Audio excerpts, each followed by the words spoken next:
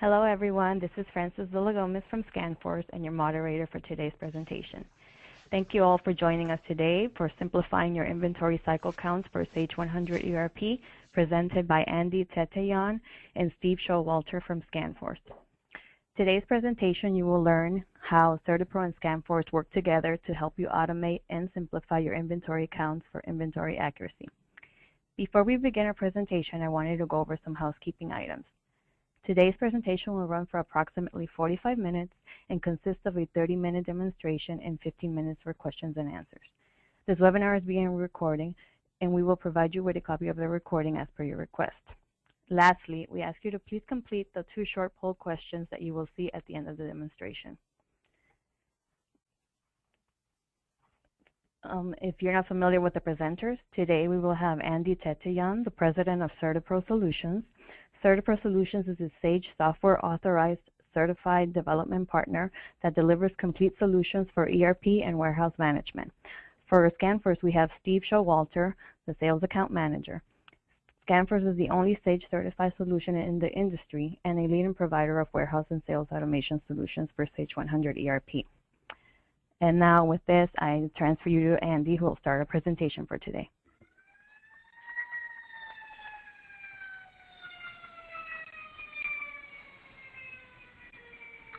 Hello everyone, this is Andy Teteyan. Thank you for joining to our webinar. Today we're going to see automated inventory cycle count in action, and then from there we'll go back into the ScanForce. I just wanted to highlight a couple of points about our software. Automated inventory cycle count has been designed for Sage 100. It seamlessly integrates with the physical inventory and count entry program.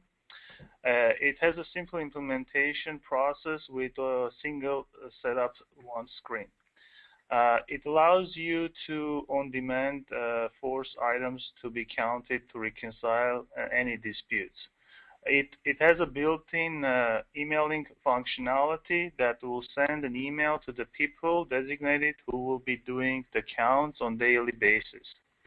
It supports multiple warehouses. It will have multiple companies and with different count schedules. It allows you also to maintain your inventory life cycle from the point that you bring in the item to the point that you discontinue the item, where you do the cycle counts of the item. And then recently we added a new feature that we can show it to you as well today, where you can go into the system after you do your cycle counts. You can generate a report to see all of your discrepancies for any period of time since you implemented the automated inventory cycle count.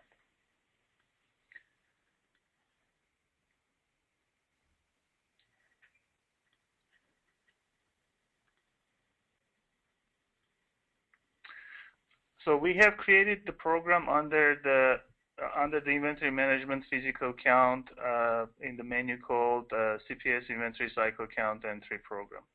As I mentioned already, this program is a single screen that we just go in here and select the warehouse. In my case, I will select 00 warehouse. And as I select the warehouse, it's going to load the data in the middle grid. This is where we're going to be performing the updates to the items, meaning that this is where we're going to be assigning the item into the cycle count intervals. And based on this setup that you do, the system will automatically generate the cycle counts and send an email to the people. Here on the top section, we have the filtering section where we can put the filters and receive. And then based on those filters, the middle grid will get filtered down. And then on the bottom, we're just kind of showing the summary based on our setup, how many items per day we're going to be counting. And then also we have the updating sections here as well. So if I want to filter the data, I can just quickly check off and check on. So as you can see, this is an automated way of refreshing the grid in here. You can turn that off if needed. You can also use the filters here quickly. Say, okay, give me all the items items that their value is greater than, let's say, $1,000. And then once you go in there, it refreshes the data quickly. So once you're refreshing the data and filtering down to the specific sets of items, then you now can go and perform your updates. So I have already the items that's showing up that are greater than $1,000. If I want to assign them into the category to as many times you want to count, I can do that quickly. Before I perform those actions, I would like to talk about a couple of features in our system that is really specific to this application. We have a field called yearly cycle count, and this field starts with the value of -1, meaning like when you start implementing the system, all of your items will have -1 flag on it, meaning that you have not touched those items yet. If you go and assign the item into the yearly cycle count to 0, in my case, I have some of the items I have already assigned to 0. That means that you already went, you looked into those items, and you found, or you decided that you're not going to count those items, and you explicitly specified them to 0 counts. And then you could also have a numbering from 1 to 12. 1 meaning like you're going to be counting once a year. 12 means you're going to be counting every month. To perform the updates, it's super easy. I can click on the corner of this grid, and it highlights all of these items. And I can go into here and say, I like all these items to be counted 12 times a year. And I push the button, sign. The same way I can go and update inside the grid if I want to. Change it to 11, and I actually can select 1 or 2 items if I want to, and perform the updates from here as well. Now, another feature that we also have that is really helpful is the RC. RC stands for remaining counts. So when we set up our inventory cycle count program, there is going to be a situation where the items are going to get discontinued. As the items are getting discontinued, you may want to say to the system, all right, now items are getting discontinued. Let's set those items to be counted 2 more times, and then from there, stop counting those items. So in those situations, the RC will be really handful. I can come in here and I set up this item to be counted 2 more times, and then after that, the system is automatically going to remove this from my cycle count process. On the bottom section, on the summary section, it shows me, based on my setup, how many items I have to count each day. It's good to know so that you can do the planning as far as how many you have to count. Per my selection, it shows me that I'm going to have 5 items to be counted each day. One other important feature that we have in here is force count next time. That's FCNT, and another one called hold. In every warehouse, we have a situation where sometimes we want to temporarily put some items to hold, meaning don't count them until the hold is released. The force count next time is also a very powerful feature. If you find out that there is some sort of discrepancy in your inventory and you would like that to be corrected as soon as possible, the item is scheduled to be counted maybe 2 months from now per the standard schedule. You don't want to wait until that time comes in. You can come and check this checkbox. And as a result, when you generate the cycle counts in the morning, it's going to go and put this item into the cycle count process. On the top of the section over here, we can go and schedule this task to run automatically on the back end and send an email to the people. So we're using the standard task scheduler from Sage 100 ERP. And here you can go and set up the time and how many days during the week you would like this program to automatically run and generate the counts. We have a button called exception days, and that's where you can go and program the days that are not going, that the system will skip them. So holidays, vacation. So if you, and then there's a type in here, I could say holiday or vacation. So if you're setting up as an holiday, it will apply to all of the warehouses if you're doing the cycle counting. If it's just a vacation, it will apply to only a single warehouse. We have a manual generation process here that I can use now. I'm going to use now to generate the counts and put it into the physical count entry program. On the end of the buttons, there's an active warehouses. It can tell you how many warehouses you are using the cycle count, and you can optionally go in there and disable any of those warehouses permanently, and then you can go back and enable if you want to. Here on the options screen, this is where you would plug in the email information for each warehouse. So each warehouse can have its own designated team to receive the email of the list of the items that they need to count. Here we have a status also. It's an active or inactive. If you want to stop permanently because you're going to be performing some sort of other activity in the warehouse, you're adding a new rack spaces, then you can come in here and set to inactive so that the cycle count will not generate any counts. We have some options here as well to say, okay, when it gets generated, to the count quantity to default to the frozen quantity, yes or no. Do you want to include the zero quantities on hand items? Let's say you're counting an item. It's time for an item to be cycle counted, and then that item at that time has a zero on hand. Do you want that to include on your counts or not? We have a rollover YCC counts from large to small. This is a really handful option. If you have, let's say, A, B, C, D categories of your items that you're ranking and you're counting, the chances are, like during the process of the cycle counting throughout the year, you will be finished the A categories sooner than the B categories, and if that's the case, then the system will pull extra items from the B category, and this way will maintain 5 items to be counted a day in my example that I have here. The system will allow you also to push the information into either physical count entry or a count cart entry program. It's an option. And then if you are using the physical count cart entry, do you want to allow to insert to the existing one? Once you go to generate once the cycle count goes and generates, the email will be sent out. And I'd like to show you the format of the email that it goes out.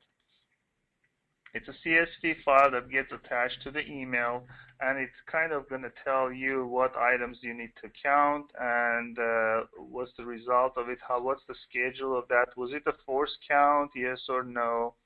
Was the item, the bin location, lot, when the item was last counted, and frozen quantity, and then there's a place for you to put the quantities.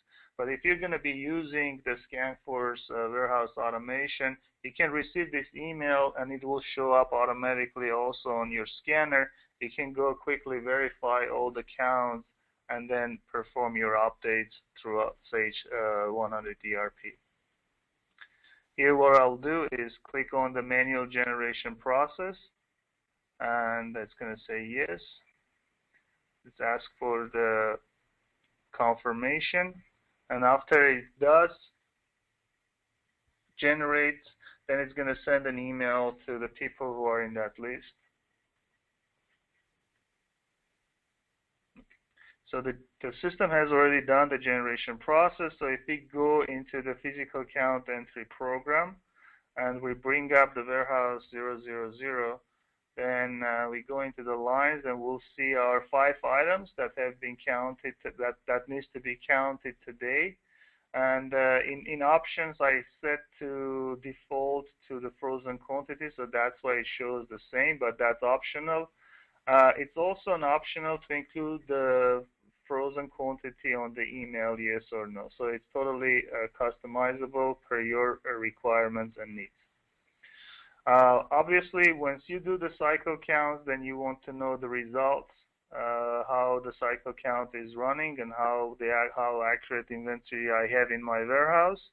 So for that reason, we have created an explorer called CPS Inventory Cycle Count History.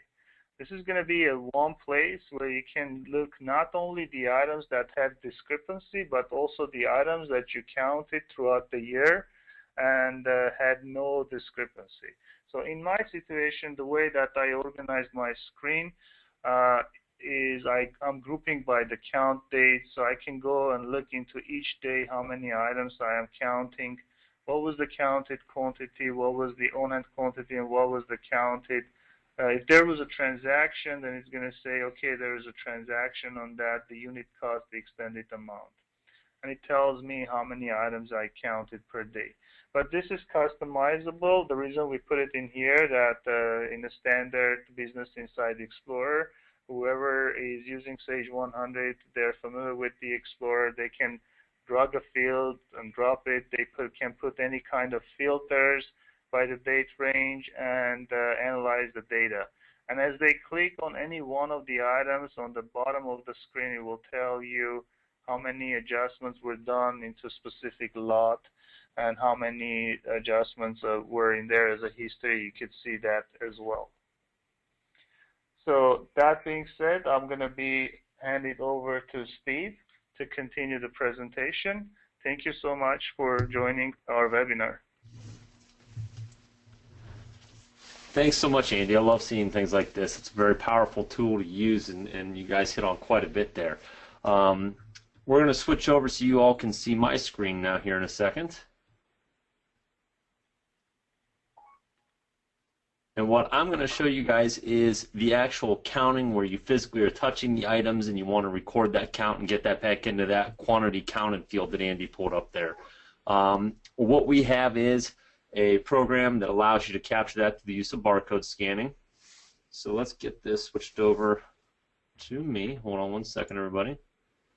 Okay, your screen, which you all should be seeing here, is an emulation of a scanner. Now, there are multiple options as far as the actual scanning devices are concerned when it comes to ScanForce. They all have a full color touchscreen, and the needs that you would have dictate what type of device is really going to be the best fit for you all. So as far as today's purposes are concerned, the actual software itself is the important part. Now, you'll see me navigate using a mouse. That just indicates where someone's going to touch on the screen because all these devices have a full color touchscreen. Now, ScanForce has quite a few options within it. Honestly, if I hit on everything that we do within our warehouse automation module, it would probably take us about 3 hours to get through our base functionality as well as all of our enhancements. But for the purpose of today, I'm going to focus on physical count. Although I would like to mention, part of our base module includes the ability to automate receipt of goods transactions. So if you receive items in through the purchase order receipt of goods, we automate that as well. We have labeling software that allows you to print barcode labels at the time of receiving. Inventory counts is obviously a key thing we'll show here today, but within inventory we also do things such as inventory transfers, inventory issues, and receipts. And then on the shipping side of the distribution process there, we also pick and ship orders. What that does is validating items and quantities as you pick the order and then sends it back to your Sage system, and that integrates either back into shipping data entry or invoice data entry. ScanForce also has a mobile sales solution, and if any of you have interest in any of those things, you can contact us directly at scanforce.com, and we can go ahead and set up a time to get into more of those details. Now, let's show you guys here how you can quickly and easily scan an inventory count. So with ScanForce's programs, the first thing you do is you log in on the device, which within our software, we can control who's allowed to do what. Basically, it's a set of user permissions. These user IDs do not take up additional Sage licenses. All they are just, again, profiles within our module.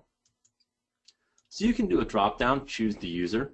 You could barcode that and scan it, and we can password protect that so that people can share scanners, and you don't have to worry about someone logging in with someone else's permissions. ScanForce also supports multiple companies, so if you do have that set up within your Sage system, that would accommodate that, and you can simply choose from the drop-down to switch companies if need be. Now, I don't have a password set for mine, so I just tapped on the login button here, and here is the main menu within ScanForce. You can see it's all icon-based, so it's really easy to navigate through. Where we'll go today is the inventory transactions icon. And you'll see there are several here. Some of the ones I mentioned previously, transfers, receipts, and issues. And here is our physical count program. So whether it's a year-end inventory or whether you're doing cycle counting, this is where you would go within our program to launch that transaction. To do so, you simply tap on the icon. It launches the program based on my user profile settings. And now I can start recording my physical count, first indicating the warehouse I'm counting. If you have multiple warehouses set up in your Sage system, you can choose from this drop-down to switch warehouse codes. And then you hit accept, and it'll hold that warehouse information for you here. Now, an important aspect of ScanForce is that it functions in and out of a wireless network. So at this point here, even though I may not be connected to my network, I still have instant data validation, so it prevents someone from scanning an item that doesn't even exist in your system and counting that in there and creating a new false record. So you have validation there whether you're connected or not. You also always have the ability to do an item lookup. So you can search by item code or description, and you even have some filter options here. And by searching, you can find all of your items, highlight it, hit accept, and pull it onto the device. I always term lookups within our solution the worst case scenario. The idea of any barcode solution is really to go through things very quickly and easily. Now, one thing I want to mention before I show how we capture that information for an item is this auto increment option down here. This is something that you can turn on and have it always be set on, off where you would never see it, or as I have it set here, optional, where I can turn it off by checking and unchecking this box. What this does is it ties back to the quantity. So when it's enabled and I scan a valid item, it'll take a count of 1, and then each time I scan a valid item, it'll keep accumulating that quantity for me. So it's basically a scan each, forcing the user to scan every item. When it's unchecked, it'll actually prompt the user to key in the quantity for an item. So I want to show you both ways, and I wanted to mention that before we started scanning items. So let's leave it off for a moment here, and let's scan a barcode for an item that we have in inventory. So we scan the barcode, and it validates it's an item I do carry in inventory. I see the item description here. It's now prompting me for that quantity and displaying for me the unit of measure that I'm counting. If back in your Sage system you track multiple units of measure, which ties back to that item maintenance back in your Sage inventory module, we allow you to change that here as well to case or eaches, and it'll do that conversion once it imports back over to Sage. So, for an example here, this item is a lotted inventory item. So I don't know if any of you track lot numbers or serial numbers, but ScanForce's seamless and tight integration into the Sage database allows us to know that directly on the scanner. So in this instance here, it is a lotted inventory item. So what I'm going to do is I'm going to key in a quantity here. Let's say I count a grand total of 7,113 of this item. Kind of an odd number, but you guys will see why I did it here in a second. So at this point, it knows I need to capture a lot number. And what I'll do is simply scan the barcode, which we would typically put on if it didn't exist, at the receiving process. So I can go ahead and scan a barcode. And now I enter the quantity for this lot. Your options in here is more of a procedural issue, which is I could have indicated, let's say, 7,000 as my total, scan my lot number, and now said 7,000 attaches to this lot number. Or, as I've done, indicate the entire quantity for that item, and now break it down by lot. So I have March 10 as a lot number. Let's say 7,000 going to that. It'll keep on prompting me for lot numbers until I've distributed the entire quantity, which then I can scan my next lot number, enter my quantity, and it'll go back through and now start prompting me for items again. Now let's give an example of enabling that auto increment. What I can do is scan a valid barcode. It's going to automatically count it as a quantity of 1. You keep scanning, and it keeps accumulating that quantity for you. So now when I uncheck that, and let's scan that same item again, and I go ahead and count this, you'll see it'll total those back in my Sage system for the quantity entered. So let's say I count 2,000 of this item, and let's finish it up by counting one more item and keying in a count of 1,000. When you're done counting, first and foremost, at any point, let me back up here, you can hit on this collected data button. What that's going to do is give you a summary of what you've actually scanned. Now, this is where I can also go back and highlight an item, delete it if I've made a mistake, and recount that. So it gives the user on the device here a little bit of editing power before it's sent back to Sage. When I've completed my count, this button signifies that I'm done. Here I also have access to collected data, and here's where I send my data back. Now, a little while ago I mentioned that ScanForce functions in and out of wireless coverage. This is important here because when we go to send our data back, it does connect up to that wireless network, and it's going to import back in. If you happen to try to send your data when you're not connected, you don't have to worry about losing data. We check for that. So if it can't connect up, the user would get a dialog box that says unable to connect to the host, and it's going to store it on the handheld for you so you can send it at a later date when you are connected. ScanForce is also extremely flexible, where within our other programs we have functionality such as auto posting, which makes the solution completely real time, but also on the opposite end of that spectrum, we've had customers before that will go to a count at a remote location and actually bring it back where that location has zero connectivity whatsoever. They'll come back and actually dock it at a PC and then tap the send data button. So whether you're connecting up wirelessly or docking it at a PC, you can send that back. And what will happen is our unintended import that's running will grab that information, and now it's going to actually place that back in my Sage system here in inventory, physical count entry, into that quantity counted field. So let me grab warehouse, 000 that we counted. When I go to lines, you're going to see the items here. Here's what Sage thought that I had. Here's that quantity counted field that Andy had mentioned earlier that I keep referencing. This is where now that information populates into, and this is at the point where then you could run your variance report from your standard Sage functionality that's going to tell you whether you're off for an item or not. An example here would be this first item. Sage thinks I have 2023. I counted 2003. I'm missing 20. Now, you could send a handheld back out there to count that, and if you count the 23, it's not going to wipe out the 2003 you counted. It'll actually add to it, so you don't have to worry about doing that math. It'll automatically do that for you. Another example would be another handheld maybe counted those 23. When they send that over, it would update that. And again, that variance report within Sage is what you're going to utilize to make sure that you're okay before you post or update your count. The idea is, though, simply counting items and then getting it back into Sage once you've actually touched or scanned each one of those items with the tap of a button from ScanForce. So I appreciate you all taking a minute to look at that. I'm going to kick this back over to Frances now, so she can wrap this up for us with some question and answers.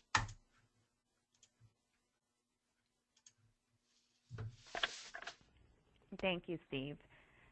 At this moment, before we start the questions and answers, I wanted to go ahead and go over those two questions in our poll and ask if everybody can fill out or complete the answers. You should be able to see it on your screen now.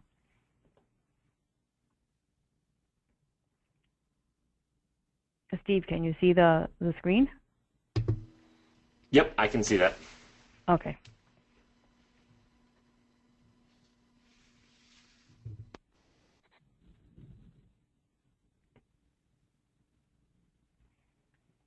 Bear with me. We have a few more that need to fill it out.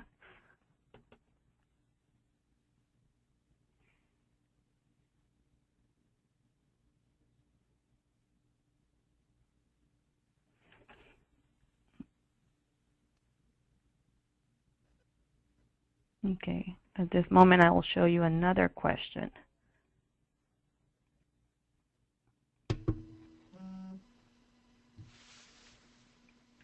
Please complete that one as well. Yes, Frances, I see this one too. Okay, good. All right. Thanks.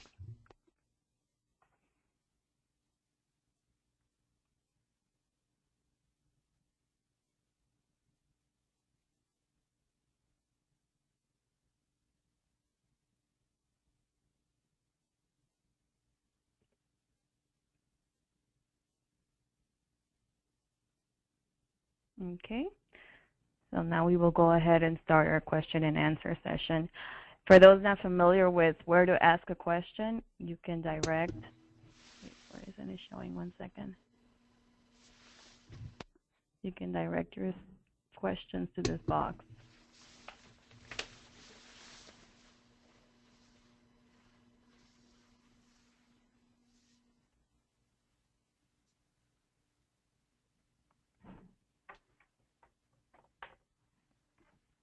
Please go ahead and submit any questions you have.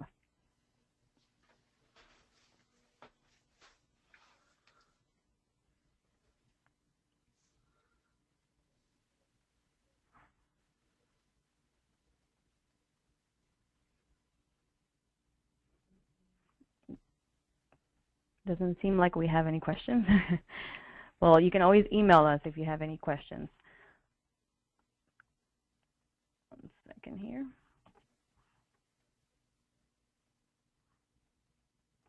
I'm sorry, I'm having some technical difficulties. My screen is not showing. Okay, there we go. If you have any questions, you can also contact us there. This is the information for CertiPro and ScanForce. As you can see, we have the Sage Summit booth numbers there as well. And as I mentioned before, we will be submitting a copy of this recording from today's presentation to you in a couple of days. Thank you, Steve. Thank you, Andy. Thanks, Francis. Thanks, Andy. Thanks, Francis. Thanks, Francis. Thanks, Steve.